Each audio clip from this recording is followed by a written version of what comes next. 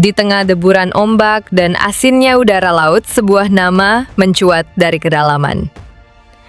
Bukan dari gelimang harta, bukan dari warisan tahta, tapi dari kerasnya hidup di pesisir Pangandaran. Dia adalah Susi Pujastuti, sebuah nama yang kini identik dengan keberanian, inovasi, dan kalimat ikonik, tenggelamkan. Tapi tahukah Anda, perjalanan wanita ini bukanlah dongeng yang mulus. Ini adalah kisah nyata seorang rebel yang dijuluki Ratu Lobster hingga menjadi Menteri Anti Maling Ikan.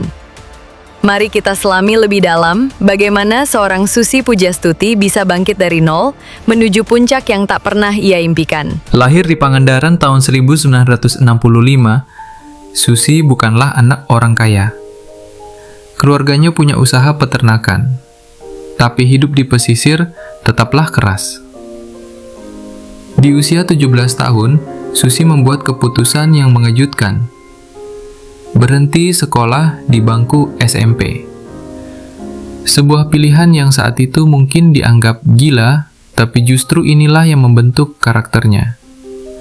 Dengan ijazah SMP yang tak ia miliki, Susi tak patah arang.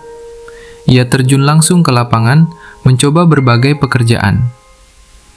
Dari menjadi pengepul baju di Pekalongan, hingga akhirnya kembali ke Pangandaran dan melihat peluang di laut. Modal awalnya hanya sekitar Rp750.000 hasil menjual perhiasan ibunya. Dengan uang itu, ia membeli ikan dan udang dari nelayan, lalu menjualnya kembali. Lingkungan yang keras menempa mentalnya. Ia belajar langsung dari sekolah kehidupan.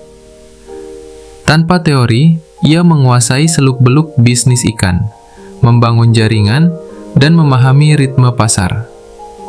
Ini adalah fondasi pertama dari sebuah kerajaan yang akan ia bangun. Tahun 1983, Susi mendirikan PT Asi Pujiastuti Marine Product. Fokusnya lobster. Dengan insting bisnis yang tajam, ia melihat potensi ekspor yang besar. Ia tak hanya membeli, tapi juga mengolah dan memastikan kualitas terbaik. Dari pengepul lokal, Susi berevolusi menjadi eksportir lobster terbesar di Indonesia. Ia dijuluki Ratu Lobster. Tapi Susi tak pernah puas. Ia sering menghadapi kendala pengiriman yang membuat ikan-ikannya rusak. Daripada bergantung pada pihak lain, ia membuat keputusan yang kembali dianggap gila, membangun maskapai penerbangan sendiri. Tahun 2004, Susi membeli satu pesawat Cessna Grand Caravan, awalnya untuk mengangkut hasil lautnya. Namun tak lama kemudian, Aceh dilanda tsunami dahsyat. Susi Air dengan satu pesawatnya menjadi salah satu yang pertama kali mengirimkan bantuan kemanusiaan. Dari sinilah, Susi Air bertransformasi dari maskapai kargo ikan menjadi maskapai komersil yang melayani rute perintis. Impian gila Susi kini terbang tinggi di langit Indonesia. Puncak kejutan datang pada tahun 2014. Seorang wanita yang tak punya ijazah SMA, seorang dropout SMP, kini ditunjuk Presiden Jokowi menjadi Menteri Kelautan dan Perikanan Republik Indonesia. Publik terkejut, skeptis, bahkan mencibir. Tapi Susi tak peduli. Ia datang bukan untuk berpolitik, tapi untuk bekerja. Di bawah kepemimpinannya, ia melancarkan kebijakan paling revolusioner, perang terhadap illegal fishing. Ribuan kapal asing yang mencuri ikan di perairan Indonesia ditangkap. Dan yang paling ikonik, ditenggelamkan. Kebijakan ini bukan hanya simbol ketegasan, tapi juga mengembalikan kedaulatan laut Indonesia. Stok ikan melimpah. Nelayan lokal merasakan hasilnya. Susi mengubah paradigma. Dari seorang pengusaha sukses, ia menjadi pahlawan bagi laut dan para nelayan.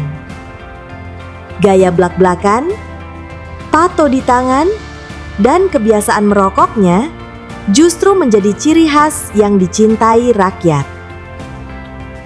Ia membuktikan bahwa integritas dan keberanian jauh lebih penting daripada formalitas. Setelah masa jabatannya berakhir, Susi Pujiastuti kembali ke Pangandaran, tetap dengan semangat yang sama untuk menjaga laut dan lingkungannya. Ia bukan lagi seorang menteri, tapi warisannya tetap hidup. Kisah Susi Pujiastuti adalah bukti nyata. Pendidikan formal bukanlah satu-satunya gerbang menuju kesuksesan. Ketekunan, keberanian mengambil risiko, insting bisnis yang kuat, dan integritas adalah modal paling berharga. Dari seorang pengepul ikan, pemilik maskapai penerbangan, hingga seorang menteri yang paling disegani, Susi membuktikan bahwa zero to hero itu bukan sekadar slogan. Ini adalah kisah tentang seorang wanita yang melawan arus, memecahkan batas, dan akhirnya menginspirasi jutaan orang. Semoga kita bisa mengambil pelajaran dari semangat Susi. Berani melangkah, berani berubah, dan jangan pernah berhenti percaya pada potensi diri Anda. Bagaimana menurut Anda tentang kisah Susi Pujiastuti? Bagikan pendapat Anda di kolom komentar di bawah. Jangan lupa like, share, dan subscribe channel ini untuk kisah-kisah inspiratif lainnya. Sampai jumpa di video berikutnya. Ledakan!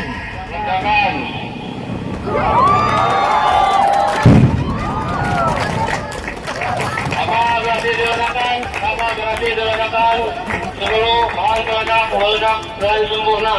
Merah putih. Kakak di sini paus. Bravo Zulu. Laut masa depan bangsa. Laut masa depan bangsa.